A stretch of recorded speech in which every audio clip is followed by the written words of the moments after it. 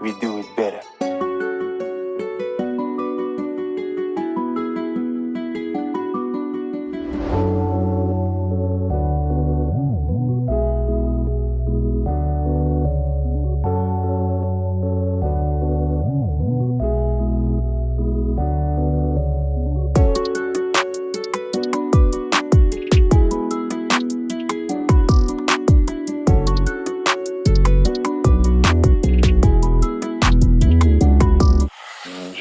Je m'appelle Jawad El Ajri, je suis marié, j'ai trois enfants. J'ai grandi en banlieue parisienne, j'ai eu la chance de pouvoir vivre de ma passion pendant 18 ans avec une carrière de footballeur de footballeur professionnel, pardon. Et aujourd'hui, depuis 5 ans et demi maintenant, j'ai une nouvelle carrière, une carrière entrepreneuriale qui me passionne tout autant, voire plus. Voir plus. Justement, ben, moi, c'était le thème de mon appel. Dans un premier temps, c'était par rapport justement, à ta reconversion. Aujourd'hui, je sais que tu es, donc, comme je le dis souvent, président de Techball France et président de la fédération de Techball. Moi, j'aurais voulu que tu expliques. Ouais, en fait, ils m'ont donné le titre de président parce qu'il y avait le rôle de speaker, il était pris, donc ils m'ont dit, il reste plus de président, prends-le, quoi. Non, c'est les compétences qui ont parlé, je pense. C'est les compétences qui ont parlé. Et justement, par rapport à ça, Jawed, moi, je veux savoir, parce qu'à Techball, c'est vrai qu'on n'en a pas parlé. Moi, personnellement, j'ai eu l'opportunité, grâce à toi, justement, de la tester rapidement, à tes débuts même, il me semble. Mhm, J'ai eu la possibilité de exactement. la tester. Donc, j'aurais voulu que tu expliques aussi à mes abonnés en quoi ça consiste et qu'est-ce que c'est que la Techball. Bah, écoute, ouais, effectivement, du fait que j'habitais à Isère, vous avez été quasiment les premiers en France à découvrir le concept.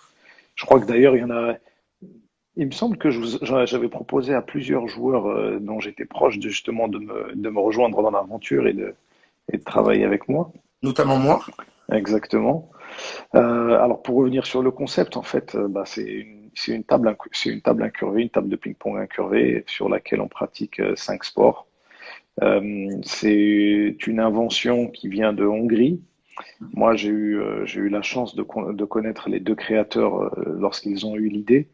Et donc, du coup, ils ont conçu un équipement novateur. Et moi, à mon humble échelle, avec mon réseau de footballeurs, ben, j'ai donné une médiatisation à l'international et c'est ce qui a fait un bon mariage entre eux et moi et le fait qu'ils m'ont fait confiance pour développer la chose en France, mais aussi un peu partout dans le monde.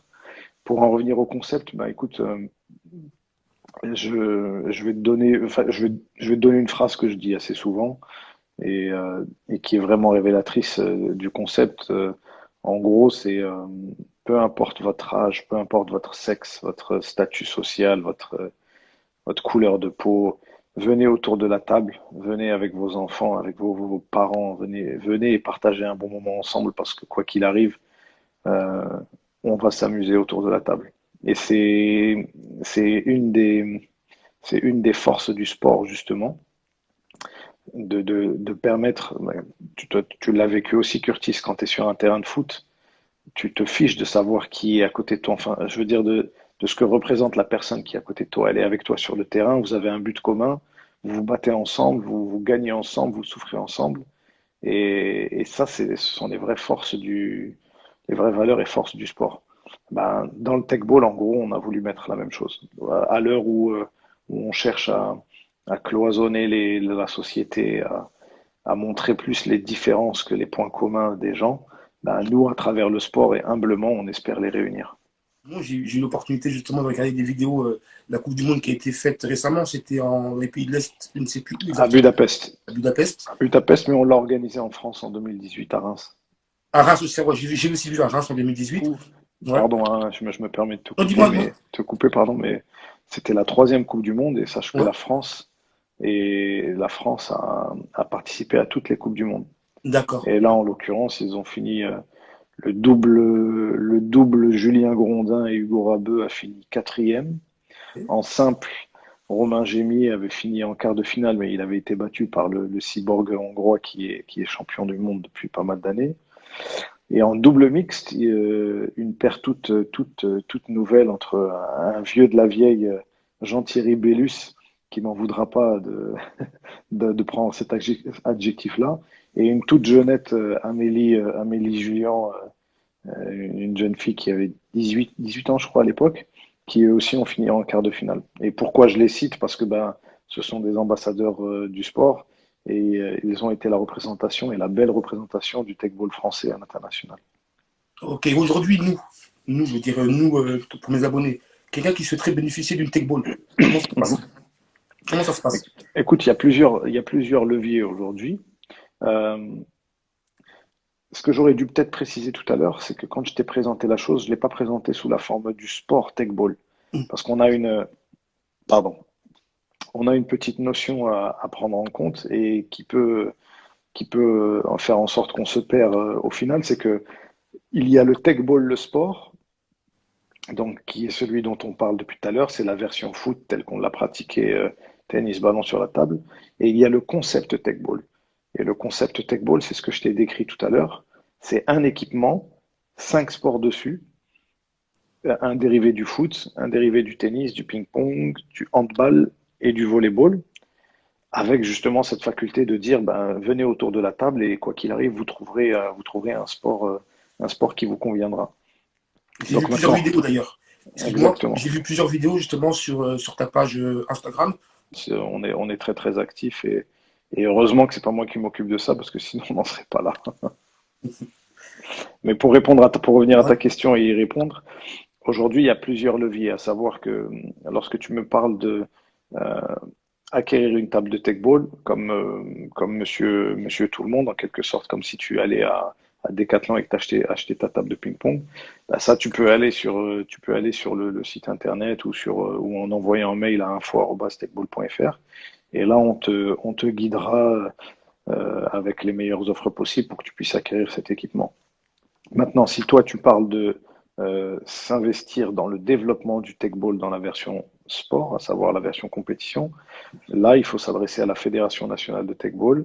Et dans ce sens-là, aujourd'hui, on a un programme de développement qui permet d'accompagner les personnes désireuses de créer un club, de monter une section, où on offre des tables, on fait des dons de tables, et on forme également à la pratique de telle sorte à ce que, eh ben, sur place, on puisse avoir une section Techball et que les joueurs, à force, puissent participer au circuit national, puisqu'on est les premiers au monde à avoir créé un circuit domestique sur lequel il y a donc plusieurs tournois, des points à gagner et du prize money. Aujourd'hui, l'objectif, c'est d'avoir des joueurs professionnels le plus rapidement possible. Ok. Et donc du coup justement, hein, pour en venir justement aux tables, pour avoir accès aux tables, j'ai aussi eu l'opportunité de voir certaines vidéos où les collectivités, eux aussi, Mhm. en proposent exactement dans les villes.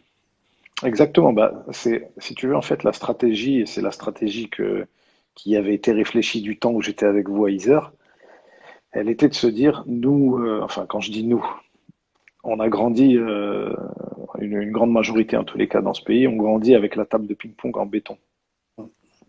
Sauf que malheureusement, on se baladait pas beaucoup avec des raquettes de ping-pong, mais plutôt avec des ballons de foot. C'est vrai. Et que donc, dans ce sens-là, étant donné que les collectivités avaient investi sur ces équipements-là, pour moi, il était normal de me dire que elles pouvaient investir sur cet équipement il touchait à tout le monde, aussi bien les hommes que les femmes, les jeunes que les vieux, que les personnes valides et les personnes aussi en situation de handicap, puisque 4 des 5 pratiques leur sont accessibles. Il fallait en tous les cas que moi j'établisse une stratégie qui permette de rendre le concept accessible à tous le plus rapidement possible. Et donc dans ce sens-là, euh, enfin, il m'a pas fallu longtemps pour comprendre que les collectivités étaient le levier principal, puisque si tu veux rendre accessible un nouveau concept gratuitement et au plus grand nombre, ben, il faut que ça passe par la ville, tout simplement. Donc, je vous invite à aller voir le maire de Moulins et le maire d'Isère et d'aller leur dire on veut des tables sur le territoire. C'est important, c'est important. Et durant justement ce confinement, parce que justement les gens, comme ils sont chez eux, ils sont confinés, vous avez beaucoup de demandes justement de tables à domicile? Oui, on a. Alors, ce qu'il faut savoir, c'est qu'avec les créateurs, on a réfléchi, on s'est dit, il faut qu'on puisse se servir de cette période pour apporter nous aussi notre pierre à l'édifice d'un point de vue solidarité. Et donc, dans ce sens-là, on a rendu les tables accessibles à moins 50%. Il me semble d'ailleurs qu'on a certains de nos amis Loudi Bellamy, pour pas le citer, qui je crois en a pris une justement à cette période-là.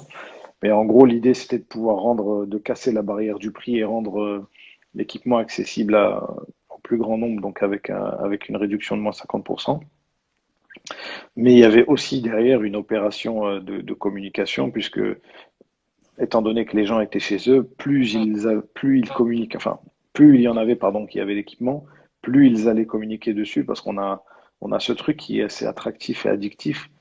Dès que les personnes reçoivent leur table, la première chose qu'elles font, La c'est qu'elles se photo. prennent en vidéo dessus et elles postent sur leur réseau en invitant leurs amis à venir les challenger. Donc, pour nous, ça a été une très très bonne période puisqu'on a pu joindre l'agréable à l'utile et on a écoulé un bon millier de tables, je crois, pendant le confinement. Une très bonne évolution, une très très bonne évolution, parce que comme tu l'as signalé, ça fait que 5 ans. Ouais, alors oui, pardon, ça fait 5 ans pour la promotion, mais la commercialisation, on finit, pardon, la troisième année seulement. Ah ouais, ah ouais, c'est vraiment, ça se développe vraiment très vite. Et l'objectif, justement, l'objectif à long terme, c'est vraiment. À long terme, à long terme, c'est de devenir sport olympique, rien que ça, Mhm. d'avoir une fédération reconnue par le ministère des Sports et le Comité national olympique du sport français. On a la chance parce que pour la petite histoire, je ne l'ai pas dit tout à l'heure, mais je suis aussi membre fondateur de la Fédération internationale de Techball.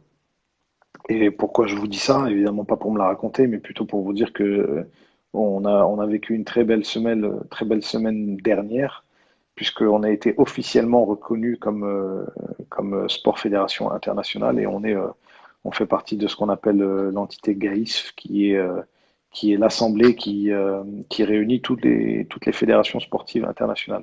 Donc aujourd'hui, on peut se dire qu'on est l'égal de la FIFA, de la Fédération internationale de judo, de tennis, de tous les autres sports, puisque on siège dans la même assemblée. Fierté, quelle fierté. Ouais, bah, ouais, Beaucoup de oui, travail, beaucoup de travail, beaucoup de sacrifices aussi.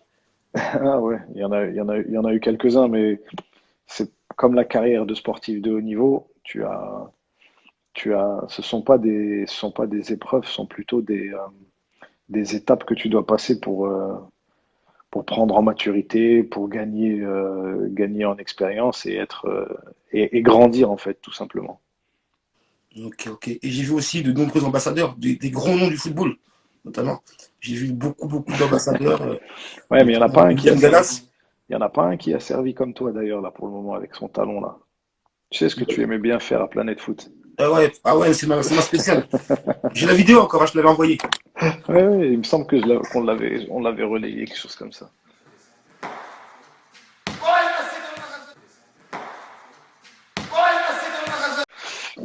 Ouais, ouais. Mais Et oui, aussi, effectivement, on a la chance d'être accompagné par beaucoup, beaucoup de grands ambassadeurs qui croient au projet et qui ont envie tout simplement de participer à l'aventure.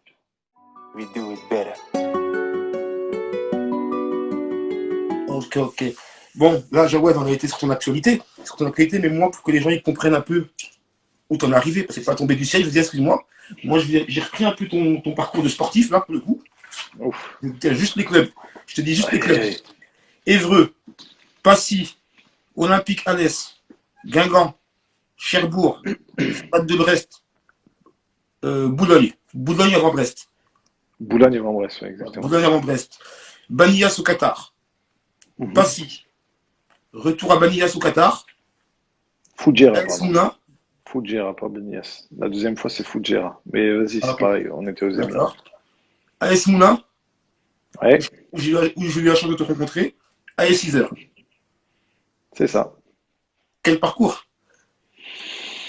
de tout ça là, de tous les clubs Écoute, où tu es passé. écoute, c'est mon parcours. Moi, j'étais attaquant, comme tu le sais. Et les attaquants, en fait, on a la particularité lorsque tu es bon pendant la saison, tous les clubs te veulent. Et donc, forcément, bah, t'es plus amené à bouger. Et quand t'es pas bon, le club où tu es, généralement, il veut te dégager. Et tu vois, c'est pour ça que je me suis retrouvé à bourlinguer un peu à droite, à gauche. Mais franchement, pour moi, c'était inespéré déjà d'avoir cette carrière, puisque je suis arrivé vraiment dans le football par hasard. Et quand j'y repense, le seul regret que j'ai, c'est de ne pas avoir réalisé la chance que j'avais pendant que j'étais footballeur. C'est-à-dire ça, je comprends pas bien. Bah, je pense que malheureusement, on ne se rend pas compte quand on est footballeur professionnel que c'est presque un don. C'est presque quand je dis un don, c'est un don de Dieu, évidemment, mais après, je veux pas trop rentrer dans la théologie. Mais pour moi, voilà, c'est un cadeau qui est inespéré. Et j'invite tous les jeunes qui écoutent, ou en tout cas qui vont écouter, qui rêvent d'une carrière sportive, s'ils ont la chance déjà d'être dans le milieu, d'en profiter un maximum parce que ça passe vite. Et croyez-moi, quand ça se finit, on se rend bien compte qu'en fait, on vivait un rêve. Donc, c'est dans ce sens-là où je dis le seul regret, c'est peut-être pas avoir réalisé la chance que j'avais, quoi, tout simplement. Ok. Et j'aimerais justement, pour revenir plus dans les émotions, comment tu as appris ton premier contrat professionnel? Le jour où tu as signé ton premier contrat professionnel, ça s'est Ah, passé comment? attends, il y a une différence entre le jour où je l'ai signé et le jour où je l'ai appris. Bah, le jour où tu as signé, Le jour où j'ai ouais, signé, déjà. bah, écoute, ça s'est fait, mais vraiment le plus simplement possible. Et je pense que de toute façon, me concernant, ça pouvait pas se passer autrement. J'avais pris ma voiture, mon épouse, c'était pas mon épouse encore, mais ma future épouse étudiait à Montpellier. Je l'avais laissée, pardon, à Montpellier, la pauvre, elle qui m'avait suivi de Normandie, parce que j'avais signé à Alès et que Alès, après, j'étais remonté. Elle, par rapport à ses études, était restée là-bas. Donc, je suis remonté à Passy-sur-Eure. J'ai fini la saison. Non, pardon, j'ai fait une demi-saison où j'ai dû marquer 15 buts en 12 ou 13 matchs. C'est ce qui m'a valu d'être contacté par Guingamp quand Guingamp m'a appelé. Évidemment, j'ai dit oui tout de suite. Et bah, c'est simple, c'est tout simple, hein. J'ai chargé mes affaires dans la voiture. Je suis parti de Normandie jusqu'à Guingamp tout seul. Je suis arrivé au club tout seul. Je me suis retrouvé dans le bureau devant c'était le directeur sportif, je sais plus comment il s'appelait. Il m'a tendu le contrat, j'ai pris le papier, j'ai signé et puis voilà, j'étais joueur pro, tout simplement. Incroyable. Et en termes d'émotion, toi, c'est plus la passion du football ou c'est le talent qui a fait la différence? Parce que j'en connais aussi Non, des sportifs, ils ont pas forcément, ils aiment pas forcément, bah, ils ont des compétences, mais ils n'aiment pas forcément le football en lui-même. Et ils ont du talent, et puis après, bah, au fur et à mesure, avec le travail, ils s'y font. Mais toi, c'est plus quoi? C'est plus la passion du football ou le talent? ouais, très clairement, c'est la passion du football parce que tu sais, mais même si j'ai grandi en banlieue parisienne, à l'époque, mes parents étaient rentrés, la famille était rentrée au Maroc. J'ai d'ailleurs vécu au Maroc avant de revenir en France. Et tu sais, quand tu es à 17 ans, que tu es tout seul, même si mon frère m'a rejoint l'année d'après, tu as un appartement. Bon, évidemment, tu as tes parents qui t'aident en t'envoyant de l'argent pour payer le loyer, pour manger. Mais tu vis aussi l'indépendance avec les bons et les mauvais côtés. Et donc, dans ce sens-là, je peux t'assurer que j'ai pris plus de claques que de bons moments parce que bah, quand tu es jeune et que tu as 17 ans, apprendre la vie, c'est pas facile. La vie avec la gestion des responsabilités. Donc, euh, je te dis, ça a été une période un peu compliquée, mais ça a été une période très, très salvatrice puisqu'elle m'a permis de prendre en maturité très rapidement. Et donc, dans ce sens-là, par rapport à ta question, étant donné que pour moi, le foot, c'est vraiment arrivé par hasard, alors que c'était une passion, évidemment, je l'ai toujours vécu comme ça. Et d'ailleurs, encore une fois, un petit message d'ancien, Bah, ça lève, il faut absolument que vous restiez dans la passion. Le mec qui veut rêver, qui rêve d'une carrière professionnelle, euh, tant que ça reste un jeu pour lui et que ça reste une passion, il est dans le bon chemin. Le jour où ça devient un calcul, le jour où ça devient un objectif même, j'aurais tendance à te dire, c'est que c'est malsain et que c'est le début de la déchéance. Il faut vraiment garder cette notion de jeu, surtout en plus aujourd'hui où tu entends tout le monde qui te dit oui, mon fils, je vais en faire le prochain Mbappé ou je vais en faire le prochain ci ou le prochain ça. Laisse-le jouer ton fils. S'il doit avoir une carrière de footballeur, elle viendra à lui. Et faut travailler par contre, faut se donner les moyens, mais il faut se donner les moyens tout en gardant la notion du fait que c'est un jeu avant tout. ok. Jawad, en tant que joueur, je te parle en tant que joueur, en 3 adjectifs, tu te qualifierais comment? C'est quoi tes qualités? C'est des questions qu'on répond pas forcément souvent. Et moi je me permets, je veux savoir tes 3 qualités pour toi.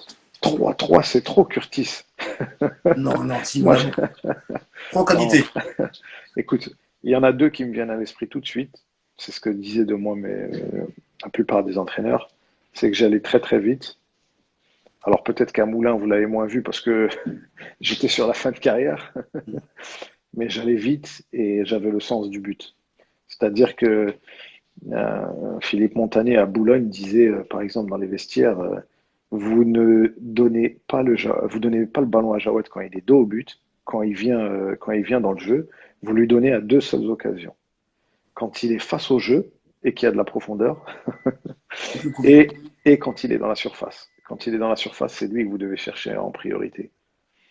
Et même si ça peut paraître réducteur, parce qu'un joueur de foot, c'est pas que ça, mais au final, il avait bien analysé mes qualités et ça m'avait souri. Donc, 3, je ne pourrais pas te donner de troisième, mais en tous les cas, ces deux-là, oui, pour sûr, j'étais un joueur rapide et j'avais le sens du but. Ok. Et humainement, justement, la rencontre dans le football qui t'a le plus apporté. Et là, je parle pas sportivement, c'est vraiment humainement.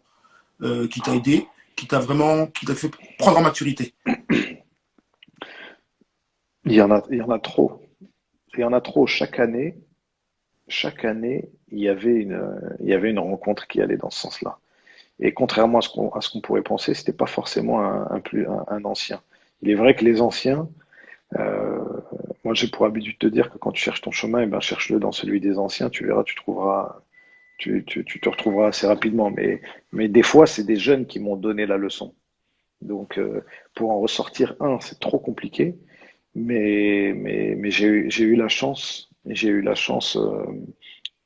de toujours être attentif et à l'écoute.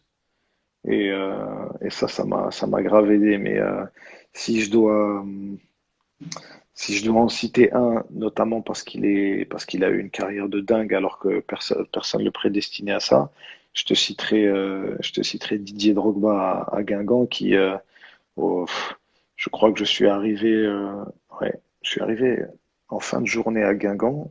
J'ai passé la première nuit à l'hôtel. Et le lendemain, il m'a sorti de l'hôtel. Il m'a dit, allez, viens à la maison. Ça sert à rien que tu restes là-bas tout seul. Tu vas péter un câble.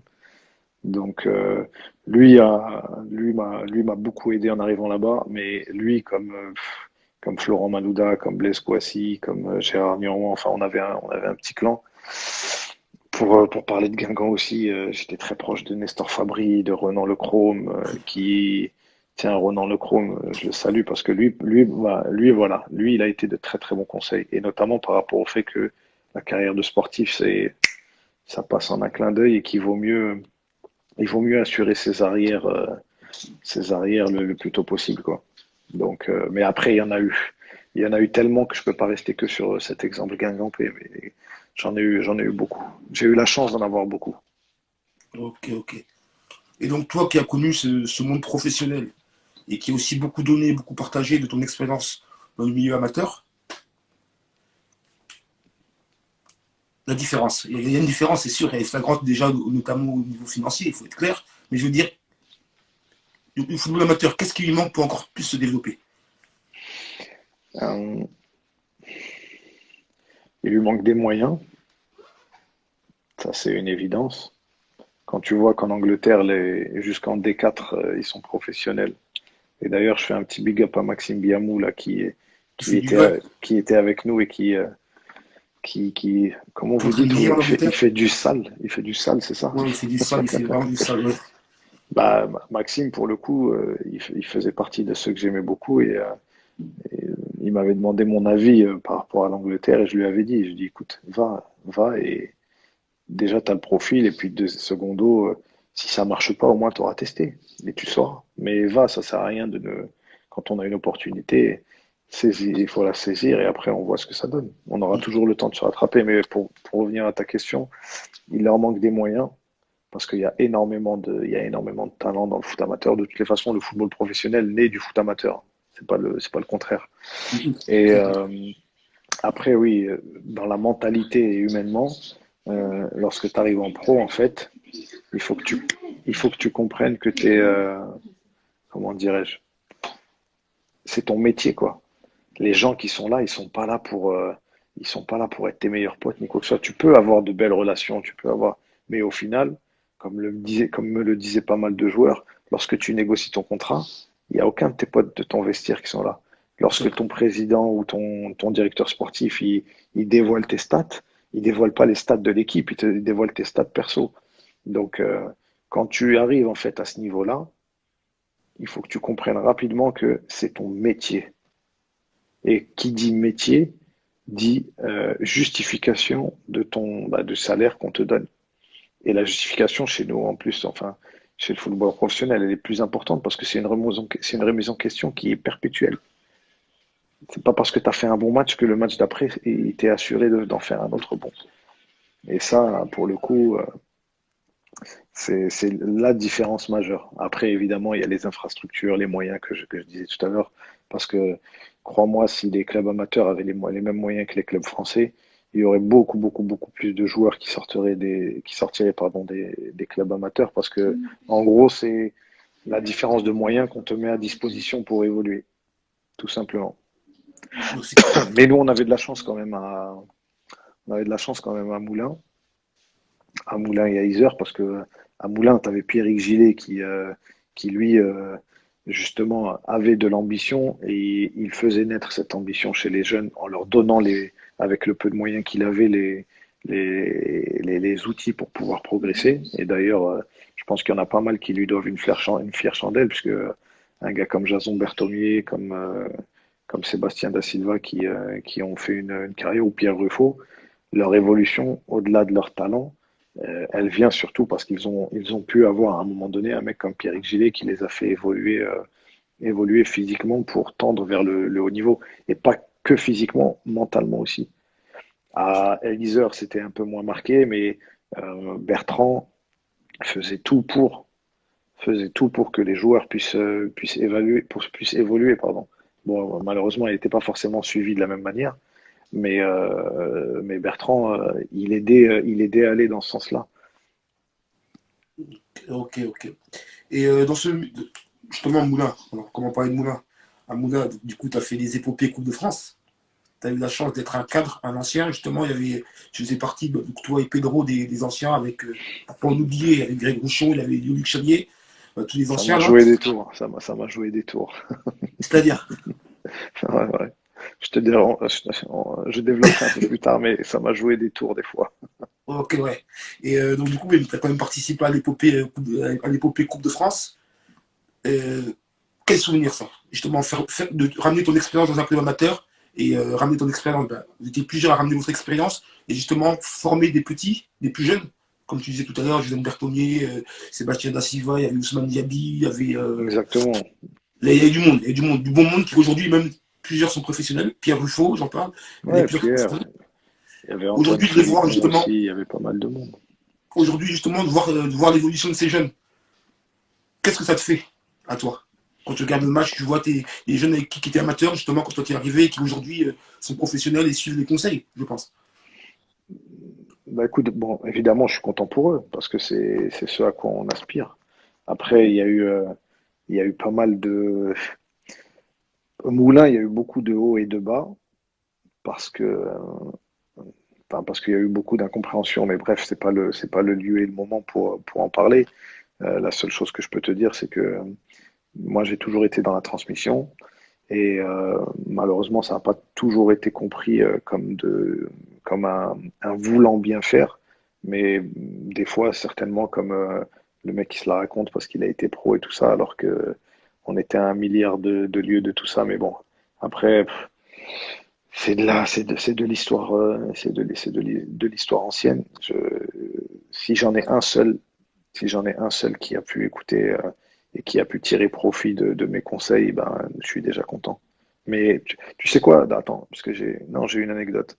Je crois que le meilleur moment, on passe aveugle comme tu dis. Je crois que le meilleur moment que j'ai vécu à Moulins, il est pas sur le terrain. Il est avec les jeunes moins de 15 et moins de 17 le lundi soir. C'est vrai que Parce tu que, participais aux entraînements, tu étais éducateur aussi, ouais, c'est vrai. ouais, j'étais éducateur avec Jimmy. Enfin, j'ai aidé Jimmy.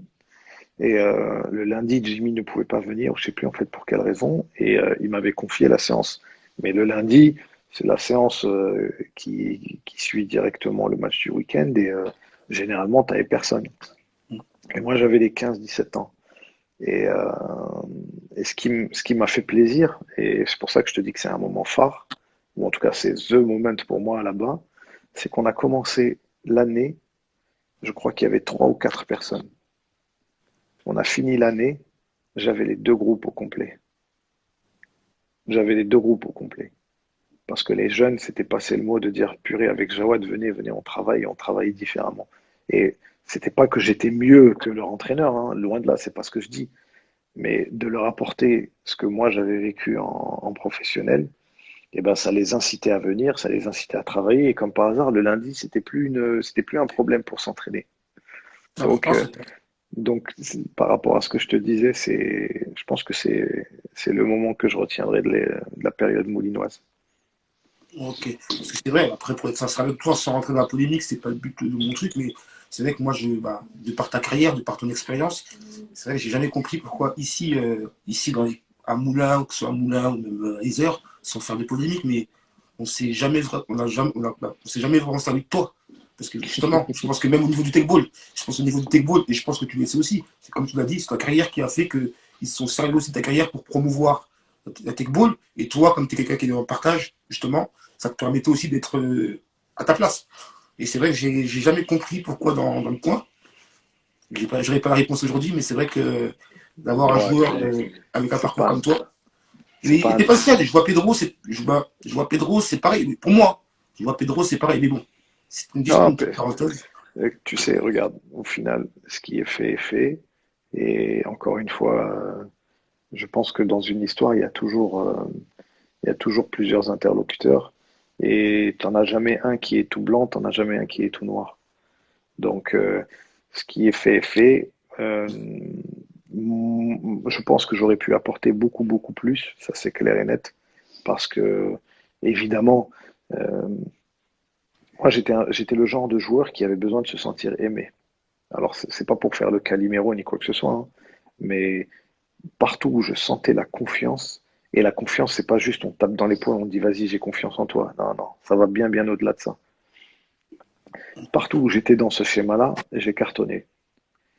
Malheureusement, sur la fin de la carrière, c'était pas forcément ça, donc forcément j'étais moins bon sur le terrain, même si je pense avoir fait pas mal de bonnes prestations, mine de rien. En tout cas, j'ai jamais triché, j'ai toujours essayé d'apporter le maximum.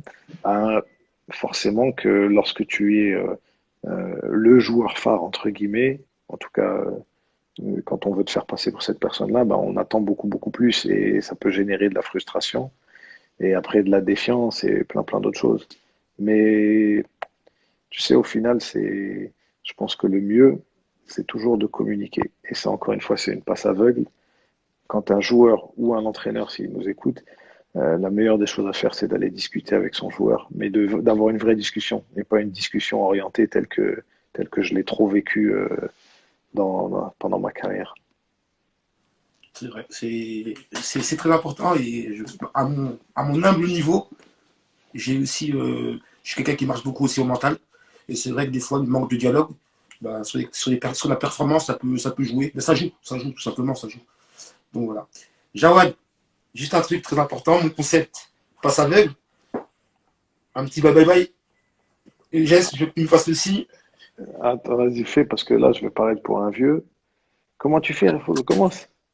Ronaldinho sur la photo, il le fait avec toi. Ah, comme ça, là. Voilà. C'est le signe, c'est la marque. C'est la marque, Jawad. Non, ben écoute, Jawad, maintenant, c'est avec grand plaisir, Curtis. T'es quelqu'un vraiment que j'ai toujours apprécié, que j'ai voulu prendre sous mon aile là-bas. Je me souviens des séances d'entraînement qu'on faisait en plus où j'essayais de vous apporter. Garde toujours le grand cœur que tu as et peu importe ce que tu peux entendre autour de toi. Moi, c'est toujours apprécié le fait que malgré que tu donnes l'impression d'être un peu rêveur, et ben, en tous les cas, tu étais toujours là pour aller dans le bon sens et dans la bienveillance. Donc, garde ça et j'espère vraiment que ton concept cartonnera justement pour que tu puisses en tirer les fruits. Et le bonjour à ta petite famille d'ailleurs, parce que quand je t'ai quitté, Et tout tu seul. as... Non, non, non, Non, non. j'ai ma copine, mais j'avais pas encore d'enfant. Elle arrivait. Voilà, exactement. Exactement. Elle Bah, tu les arrivait là. salueras pour moi. Ok. J'envoie juste, et là, c'est une passe aveugle, c'est pas une passe aveugle, c'est un conseil, et c'est moi qui te demande. Et là, c'est personnel auprès de tout le monde. C'est voilà, comme on a vu ton parcours sportif, on a vu ce que tu fais aujourd'hui. Aujourd'hui, tu es entrepreneur. Donc, ça veut dire que tu avais un projet, et je pense que quand tu as lancé ton projet, c'est comme tout. Certaines personnes t'ont dit de freiner, certaines personnes te disaient mais qu'est-ce que tu fais, certaines personnes t'ont donné de la force, t'ont dit où tu vas. Moi, Jawed, je vais être sincère avec toi. Euh, Qu'est-ce qui a fait ta force? Comment t'es passé de joueur, de joueur à tech ball? La transition a dû être difficile quand tu as arrêté le foot. Écoute, je pense que quand tu es un entrepreneur, en fait, il est à sa naissance. Et tout au long de sa vie, il euh, il l'a en fait sans s'en rendre compte. Et quand on te jette dans le grand bain, c'est là où tu peux faire ressortir ses qualités ou pas. Mais je pense que, tel que je te l'ai dit tout au début, la persévérance, persévérer. Je crois que euh, celui, celui qui veut entreprendre va avoir tellement de freins, de cerveau-freins qui vont lui faire comprendre que, écoute, à un moment donné, il faut te rendre à l'évidence, la vie c'est pas ça, il faut suivre le chemin que la plupart des gens suivent, et c'est pas ça être entrepreneur. Être entrepreneur, c'est aller au bout de ses idées. Parce que peu importe que tu te casses la gueule ou que tu réussisses, il y a toujours un bon il y a toujours un bon enfin, à la conclusion de cette action-là. Donc, persévère, va. Et même quand tu crois que tu chutes, donc que tu as failli, et ben quand tu réfléchis bien avec le temps, tu te rendras compte que c'était un bien pour toi, parce que c'est quelque chose qui te préparait à des choses plus grandes ou meilleures. Donc, persévérance et résilience. Il faut pas lâcher l'affaire quand on croit en quelque chose, et, et dans la vie en général, de toutes les façons. On est en train de le mettre au max, là. On est en train de le mettre au max. Non, je t'en prie. Ouais. Et Jawad, on va approcher de la fin, par rapport au temps. Non, Passe t'inquiète aveugle. pas, il n'y a pas de souci. Passe aveugle. Je peux encore passer un quart d'heure avec toi si tu as des questions ou si tes amis ont Justement, des on va laisser des questions, il n'y a pas questions. de souci. Justement. Mais juste avant, je voulais savoir, passe aveugle, je sais pas, bah, justement, mon concept passe aveugle, comme je te l'ai dit tout à l'heure, partage d'expérience. C'est vraiment tous les sports, hein, c'est vraiment basé sur tous les sports. C'est vraiment qu'est-ce que le sport apporte à l'homme. Donc là, nous, on a vu ton profil, on a vu ce que tu fais aujourd'hui, on a vu ta carrière. J'ai pu rencontrer aussi différents sportifs et différentes associations sportives, parce qu'il y a plein de sports que je ne connais pas. Et il y a plein de sports comme le rugby, j'avais jamais été à un match de rugby. Ça m'a fait plaisir, j'ai découvert. J'ai rencontré même des personnes que je connaissais, que je croisais dans la rue, mais je ne savais même pas qu'ils faisaient du rugby ou quoi que ce soit. Et toi, passe aveugle, qu'est-ce que ça t'inspire? Juste le terme passe aveugle, ça t'inspire quoi? Écoute, on parlait simplement de transmission. Donc, pour moi, la passe aveugle, c'est justement. Je vais vous donner une anecdote. Je vais vous donner une anecdote et je pense elle sera révélatrice de l'état d'esprit dans lequel je suis et de ce que j'ai pu vivre. Et pour le coup, c'était une passe aveugle de malade mental. Lorsque je suis arrivé dans le tech ball, ou en tout cas comment je suis arrivé dans le tech ball, c'est par l'intermédiaire d'un homme qui est le beau-père d'un de mes meilleurs amis au Maroc, que je voyais pour introduire une nouvelle franchise d'escape game au Maroc. Parce que quand tu parles d'entrepreneur, j'ai pas que tech ball, j'ai plusieurs casquettes, mais bon, bref, on n'est pas là pour raconter ma vie sur ce sujet. Sache que, en tout cas, je suis un vrai entrepreneur pour le coup. Et donc, je rencontre cette personne. Cette personne me dit, écoute, t'inquiète pas, mon gendre m'a dit que tu étais pour lui, donc je vais t'aider. Par contre, écoute, on m'a proposé un nouveau truc là, c'est personne ne connaît encore. Qu'est-ce que t'en penses? Parce qu'il m'a dit que tu étais footballeur, j'aimerais avoir ton avis. C'est comme ça en fait que je suis arrivé jusqu'aux deux créateurs. Et pour en revenir à la question que tu m'as posée, ce gars, ça a été mon premier associé dans TechBall. Il a mis plusieurs dizaines de milliers d'euros dans le projet. Et au bout d'un an, tu sais ce qu'il a fait? Il est revenu me voir à Paris, parce qu'il ne vivait pas en France. Et il m'a dit, Jawed, j'aimerais que tu prépares les papiers pour que je sorte de la société. Et moi, j'étais inquiet parce que je démarrais et j'avais pas les moyens de lui rembourser son truc. Et je suis arrivé devant lui comme ça, je lui dis, voilà, il s'appelle Aziz pour le coup. J'ai dit, je suis gêné parce que tu m'as demandé de préparer les papiers, mais je ne peux pas te rembourser.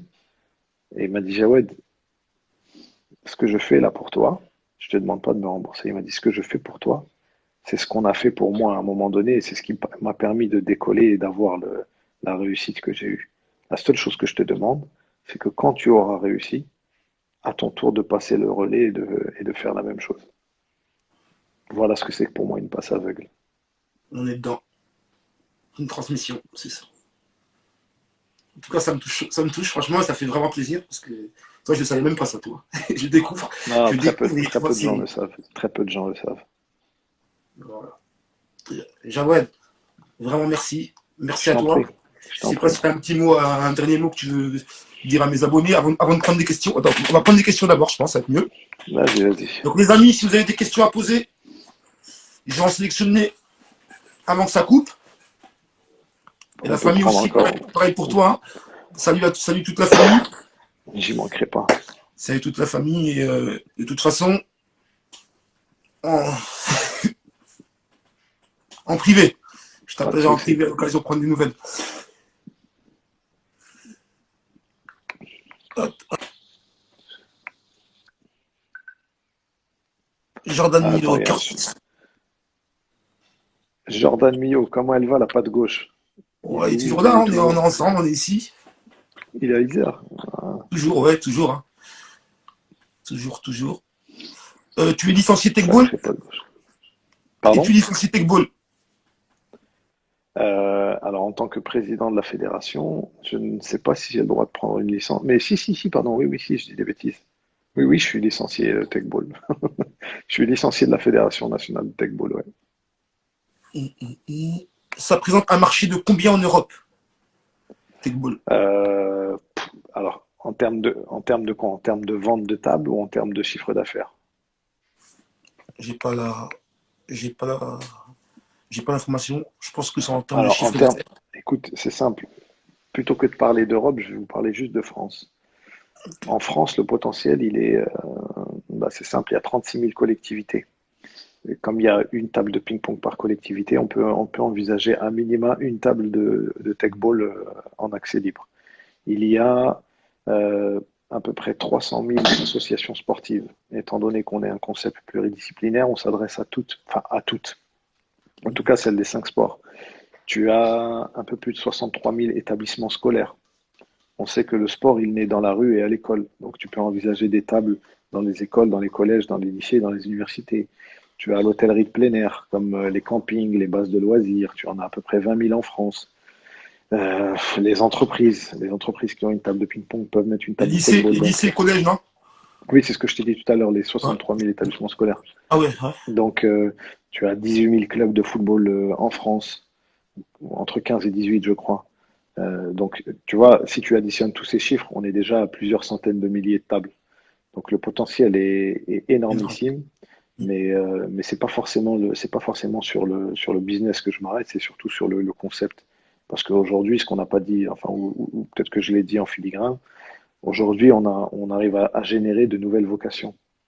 Le joueur qui a remporté le plus de prize money sur cette année, alors que c'est une année de Covid, sur l'année, il a pris 34 000 dollars.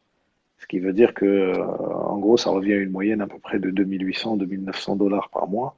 Et je pense qu'il y a beaucoup, beaucoup de footballeurs qui aimeraient pouvoir gagner ça et donc qui auront la possibilité grâce au Tech Ball, puisque plus on va avoir de joueurs, plus les prize money vont augmenter, plus les tournois vont être importants et plus on va grossir tout simplement. Ok, ok, c'est très clair en tout cas. J'ai aussi une question que j'ai vue dessus. Le club où tu as été, le club durant ta carrière, le club où tu as été le plus épanoui. Le plus épanoui, Boulogne-sur-Mer, sans hésiter.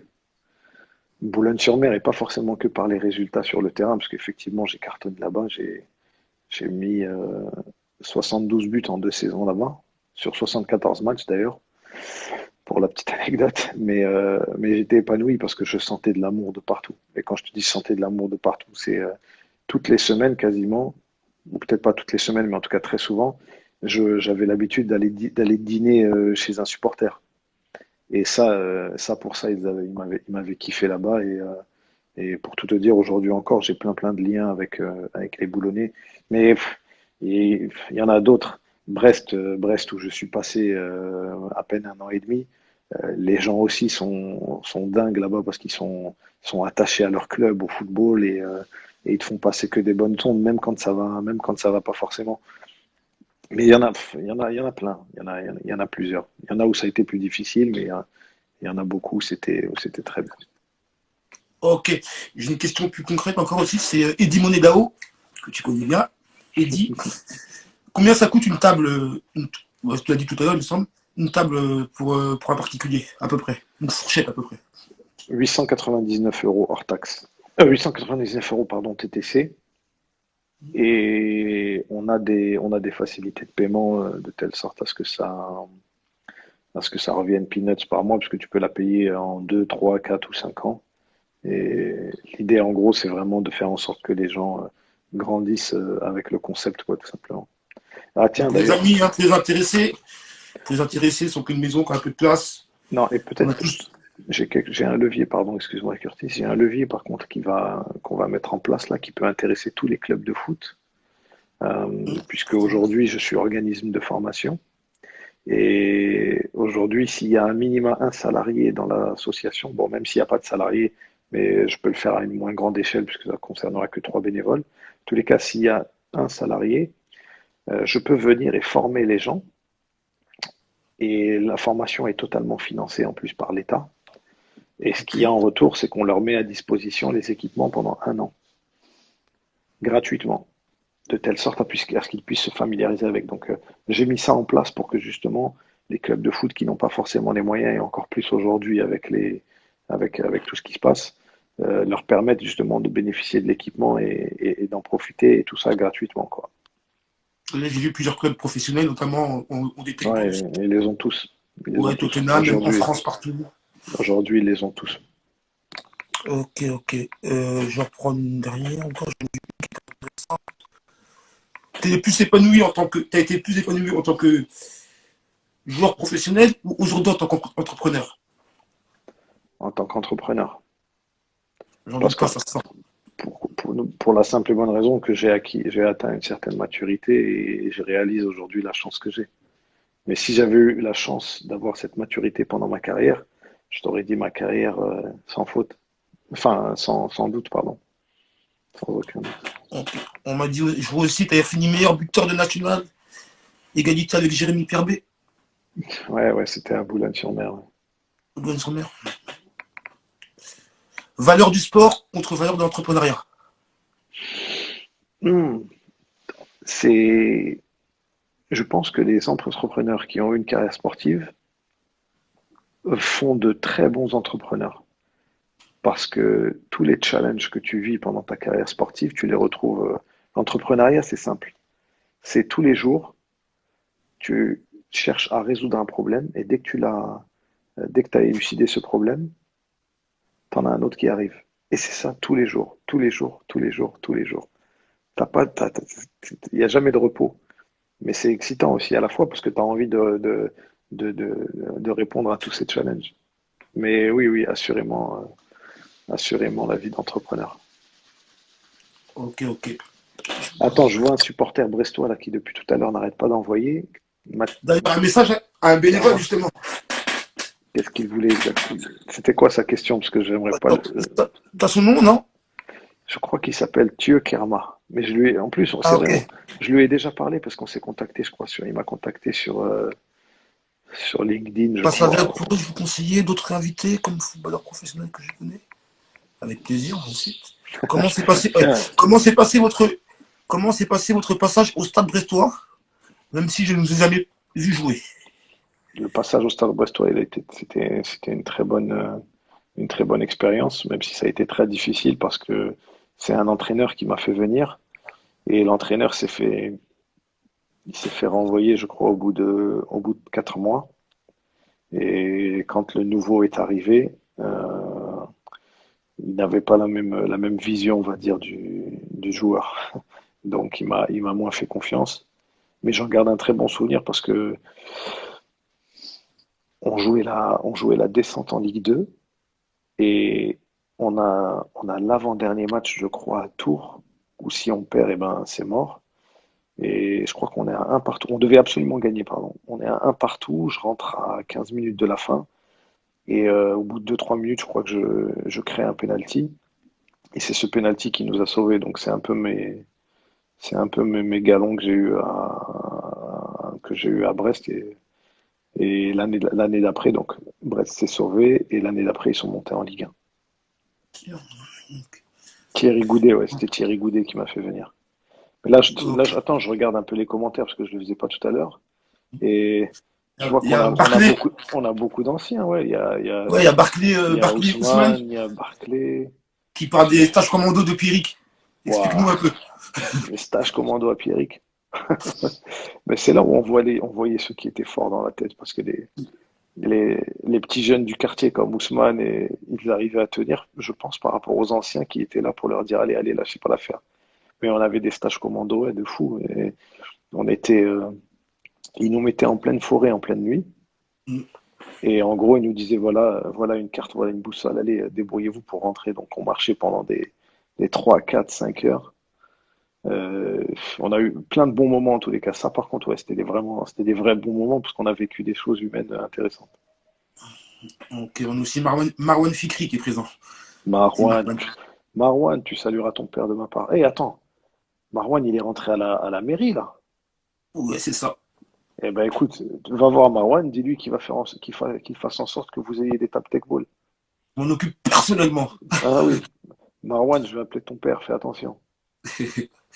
Donc voilà. Non, il y a du bon monde. Un petit Je regarde, message. je regardais Attends. le message de Barclay, l'agent, il a dit ma femme elle est enceinte. Jean, d'ailleurs, Jean aussi, on passe le bonjour à Jean, ça fait longtemps Ouais, aussi que je l'ai on le salue aussi. plus. Donc voilà. Donc Jawed, ce que je te propose, c'est de faire une dernière passe aveugle à mes abonnés avant de se laisser et te souhaiter tout le meilleur dans tous tes projets, pour tous les projets à venir, même dans cette situation qui est compliquée pour tous. Mais je sais que tu es un guerrier et que tu es encore loin. On n'a encore rien vu. Je pense que la Tech Ball, ça va encore plus se développer et que d'ici quelques années, ben, j'espère que Écoute, je pourrais être licencié dans un club, quoi. avec grand plaisir. La seule chose que je pourrais te dire, pour en finir, c'est simplement te dire que aujourd'hui où on cherche à, à différencier les personnes, où on cherche à les faire rentrer dans des cases et faire ressortir le moins bon, il faut rester soi-même. Il faut rester soi-même et surtout, surtout, surtout ne pas rentrer dans le jeu de ceux qui souhaitent nous diviser. On est, on est tous des terriens, on habite tous sur la planète Terre, on a tous nos différences, mais au final, on vit les mêmes choses. On a tous les mêmes problèmes avec nos enfants, avec nos femmes. Mais quand je dis des problèmes, je parle aussi des bons moments. On a tous nos problèmes au taf, on a tous nos problèmes à l'école. Et au final, quand on y réfléchit bien, on se rend compte qu'on se ressemble tous. On met différemment. Euh, le musulman va manger du poulet quand le chrétien va manger du jambon, mais au final, on s'en fiche. On s'en fiche. C'est pas le souci. Donc, essayons de rester authentique de chercher à rassembler plutôt que de se séparer. Et nous, c'est clairement ce qu'on souhaite avec le Tech Ball. En tout cas, on va finir sur ce message de paix. Merci à toi, Jawed. Et c'est une très belle C'est passe toi, aveugle. Et merci. c'est même la plus importante. C'est même la plus Merci à importante toi. depuis le début. Et À écoute, très bientôt, Jawed. à très bientôt. Ça m'a fait très très plaisir. Tu salueras tout le monde comment dirais-je, à Isère et à Moulin de ma part, tout le monde au club, les bénévoles. Mahamat Hissène aussi, si tu le croises, tu Ouais. lui fais une grosse bise de ma part. Et dès que je pourrai descendre, je viendrai avec grand plaisir garder un match. Et qui est-ce qui joue encore là à Moulin Isère? Les anciens, t'as envie de dire. Jawed, si je te dis que je suis dans le groupe, je suis le troisième plus vieux, tu me crois? Bon, vas-y, allez hop, on coupe. Non, il y a Sissou, c'est Connard. Sissou, il joue Sissou. encore. Ouais, Sissou. Toujours en forme. Mais JC, il a la carte vermeille, là, non? Non, il est toujours là, il est en forme, il est entraîneur des gardiens aussi. Il y a JC, Sissou, Jordan Mio, Ouais, qui est là. Jordan Mio, il y a les plus jeunes, après, les petits jeunes que tu as pu rencontrer, les Gabadio, et après, c'est un peu plus jeune. d'accord. Sami Alouache, Mourad Alouache qui est revenu aussi. Ah oui, Sami Mourad, ouais. John Berto, Très bon gars aussi, ouais. Que tu as connu aussi. C'était le gaucher, je crois. Ouais, Le c'est ça, gaucher, John Berto, ouais. gaucher, ouais. Ouais, Loudi, on s'est pas beaucoup croisé, mais ouais, c'est connu. Loudi, après, les coachs, Steph. Tu diras à Gabin d'embrasser son père de ma part. Un très bon Il devait gars être là, aussi. il devait être caché dans la foule, là, il devait être là. Bon, Donc, bah voilà. écoute, dans tous les cas, merci beaucoup Curtis. Je te ferai Merci à signe toi. le jour où je peux descendre et lâche pas l'affaire. Bye bye. On fait comme ça. Merci Ok. encore. Ciao. Allez, j'arrête.